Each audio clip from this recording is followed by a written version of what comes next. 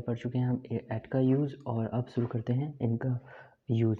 चलिए अब जानते हैं हम लोग इनका यूज़ में हम रूल नंबर 1, परमानेंट एक्शन को अभिव्यक्त करने के लिए इसका यूज करते हैं। जैसे for example he is in the army, तो ये इस सेंटेंस में परमानेंट एक्शन डिनोट ये एक्सप्रेस कर रहा है कि वो इस समय वो आर्मी में है, यानी परमानेंटली ही आर्मी में है।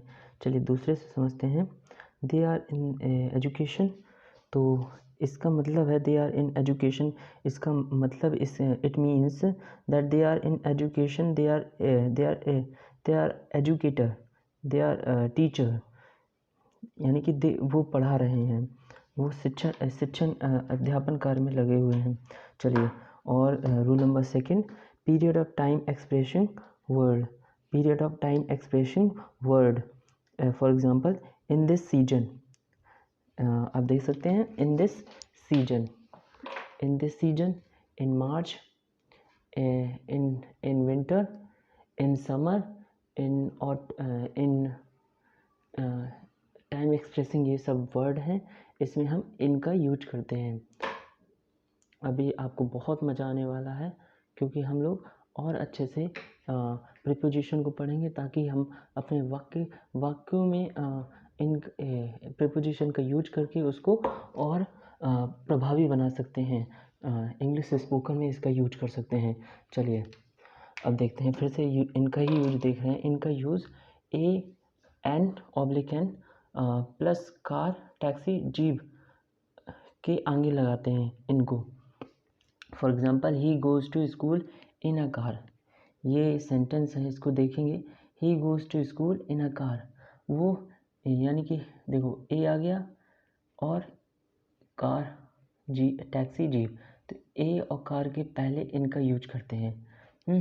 दूसरा एग्जांपल देखते हैं। She went to college in a jeep, in a jeep, jeep भी आ गई, जीप में गई, वो कॉलेज जीप में गई, वह कॉलेज जीप में गई, तो इसके पहले इनका यूज किया और वह स्कूल कार में गया। तो अब तीसरे एग्जांपल देखते हैं। Her father goes to office by a taxi, हाँ बाई का यूज नहीं करना, प्रीपोजिशन बाई भी है, इन भी है।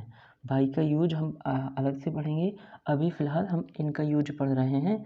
तो यहाँ पर ए और टैक्सी के पहले ये जो यूज़ है इसमें लिखा है इनका use a oblique an plus car, taxi oblique jeep के पहले करना है।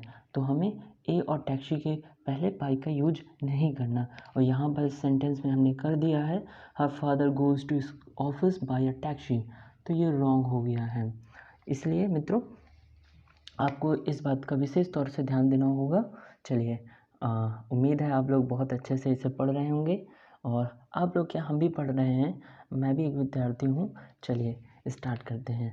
अगले टॉपिक पे अगले टॉपिक पे नहीं, इसी टॉपिक पे हैं, दूसरे नियम पे आते हैं। इनका use possessive adjective plus car, jeep, taxi के पहले होता है। अब पजेसिव एडजेक्टिव क्या होता है मित्रों, ये भी हम विस्तृत से आगे वाली क्लासेस में डिस्कस करेंगे, लेकिन अभी बता सकते हैं। जैसे आई का पजेसिव एडजेक्टिव मी होगा, ही का हिज होगा, और ही का हिज होगा, ही का हिज होगा, और वी का अस होगा, दे का देयर होगा, दे का देम होगा, दे का देम होगा, THEM, दे का देम, ये हो गया पजेसिव एडजेक्टिव। ये नॉमिनेटिव एडजेक्टिव है, पजेसिव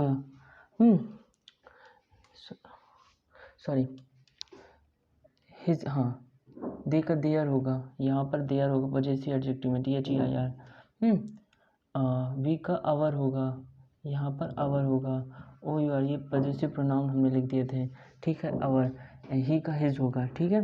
और जैसे सी का हर होगा, CHE का हर होगा, यह पजेसिव एडजेक्टिव। तो हाँ यहाँ पर नियम है, कह रहा है इनका प्रयोग possessive adjective plus car, jeep, taxi के पहले होता है। एग्जाम्पल देख, they are going to market in his car, in his car, ये है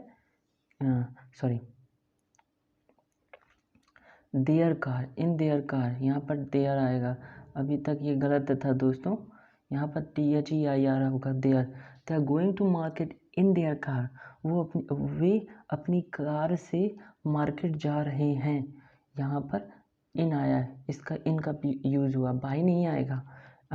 नेक्स्ट एग्जांपल देखते हैं। She is sitting in her taxi, ये इन आया पजेसिव एडजेक्टिव के पहले और टैक्सी के पहले इनका यूज़ हुआ। चलिए अब हम देखते हैं नेक्स्ट प्रीपोजिशन में देखते हैं बिटवीन, एक प्रीपोजिशन उसका यूज देखते हैं। अभी बहुत मज़ा आने वाला है यार, हाँ बहुत मज़ा आने वाला है आपको मित्रों। चलिए इसका बिटवीन का यूज होता है दो व्यक्तियों और वस्तुओं के लिए होता है। आप देख सकते हैं यहाँ पर लिखा है दो व्यक्तियों और वस्तुओं के लिए होता है, यानी बीच के अर्थ में होता है। चलिए एग्जाम्पल के थ्रू हम और अच्छे से समझने का ट्राई करेंगे। चलिए he was watching TV between his brother and father, यानी कि दो व्यक्ति हैं, एक ब्रदर है और एक फादर है, तो दो व्यक्तियों के बीच में ही वॉज वॉचिंग टीवी, वो अपने भाई और पिता के बीच में टीवी देख रहा था। के बीच टीवी देख रहा था, ठीक है। और नेक्स्ट एग्जांपल से और देखते हैं। डिवाइड दीज स्वीट्स, इन आमों को बांट, इन मिठाइयों को बांट दीजिए बिटवीन के बीच में, मध्य में, यू एंड मी, मेरे यानी कि आपके और मेरे बीच में बांट दीजिए। ये हो गया, दो व्यक्ति हैं, आप हैं और मैं हूँ, इन दोनों के बीच में मिठाई को बांट दीजिए। चलिए रूल नंबर सेकंड, तो ये हो गया। इसमें हाँ ऑब्जेक्टिव केस के प्रोनाउन का यूज़ होता है, ना कि नॉमिनेटिव केस के प्रोनाउन का। जैसे हाँ ये तो इम्पोर्टेंट चीज़ है, जैसे ये ऑब्जेक्टिव केस का प्रोनाउन ये हो गया आई का, जैसे आई का भी अब मैं आपको बता रहा हूँ। जैसे आई का नॉमिनेटिव केस का प्रोनाउन ये हो गया आई, माई, my self, my, I me my, sorry I मी माई, आई मी माई, ये हो गया objective case. I between you and me, ये ऑब्जेक्टिव केस हो गया, ये ऑब्जेक्टिव केस हो गया, ये पजेसिव केस हो गया और ये हमारा नॉमिनेटिव केस हो गया। जैसे he his his, she her, they their, we us our, जैसे वी का देखते हैं हम, we us we us our, तो ये नॉमिनेटिव केस, ऑब्जेक्टिव केस और पजेसिव केस। तो हमें यहाँ पर बाई बिटवीन में ऑब्जेक्टिव केस के प्रोनाउन का यूज़ करना है, ना कि नॉमिनेटिव केस के प्रोनाउन का। जैसे ये हम इस एग्जांपल से समझेंगे। She is standing between her father and I, यानी कि यहाँ पर आई नहीं होगा, नॉमिनेटिव केस का यूज़ नहीं होगा, ये रॉन्ग हो गया। She is standing between her father and me होगा, यहाँ पर आई की जगह क्या होगा मित्रों, मी होगा। ठीक है, आपको समझ में आ गया उम्मीद करता हूँ। नेक्स्ट देखते हैं। Divide these bananas between every children, ये नेक्स्ट रूल है। तो रूल नंबर जो भी होगा आप लिख लीजिएगा। तो बिटवीन रूल नंबर ये है, बिटवीन के बाद ईच एवरी का यूज नहीं होता। देखिए आपको दिख रहा है, बिटवीन के बाद ईच एवरी का यूज नहीं होता, बिटवीन के बाद ईच और एवरी का यूज नहीं होता। जैसे इस वाक्य में यूज हुआ है divide these bananas between every children, यहाँ पर ये यूज नहीं होगा एवरी चिल्ड्रन के पहले, इसलिए ये रॉन्ग है। इसलिए ये रॉन्ग है। डिवाइड बस इसकी जगह ये आएगा divide these bananas between children, यानी कि एवरी हट के एवरी को हटा देंगे और ओनली चिल्ड्रन लिखा रहेगा, तो ये राइट सेंटेंस हो गया। ठीक है, चलिए और हम नेक्स्ट रूल में आते हैं। तो बिटवीन का प्रयोग, तो रूल नंबर नेक्स्ट है, बिटवीन का प्रयोग दो से अधिक व्यक्तियों या वस्तुओं के बीच पारस्परिक संबंध बनाने के लिए किया होता है। चलिए फिर से स्टार्ट करते हैं। बिटवीन का प्रयोग दो से अधिक व्यक्तियों या वस्तुओं के बीच पारस्परिक संबंध बनाने के लिए होता है। पारस्परिक संबंध बनाने के लिए होता है। इसका हम प्रयोग देखेंगे, उदाहरण के जरिए हम इसे समझने की कोशिश करेंगे। दो व्यक्तियों या वस्तुओं के बीच पारस्परिक संबंध बनाने के लिए होता है देयर इज अलायंस, यानी कि अलायंस मीन्स होता है, अलायंस मीन्स संबंध है।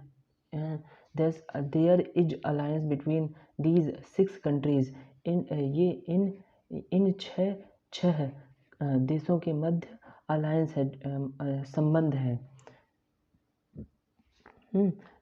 पारस्परिक संबंध है। संबंध व्यक्त करने के लिए जो 6 कंट्री हैं, 6 कंट्रीज हैं, उनके बीच पारस्परिक संबंध है इसे, और there is alliance between these 6 countries. अब हम दूसरे एग्जाम्पल से समझेंगे। There is cooperation between these three families, मतलब इन 3 फैमिलीज में, 3 फैमिली के बीच, इन 3 फैमिलीज के बीच कोऑपरेशन, एक सहयोग है, सहयोग है। ठीक है, आप समझ पा रहे हैं। There is cooperation between these 3 families, there is cooperation between these 3 families. ठीक है, अब हम यहाँ पर हमने सीख लिया। उम्मीद करता हूँ कि आपको समझ में आया होगा, और thank you for watching my video and God bless you all.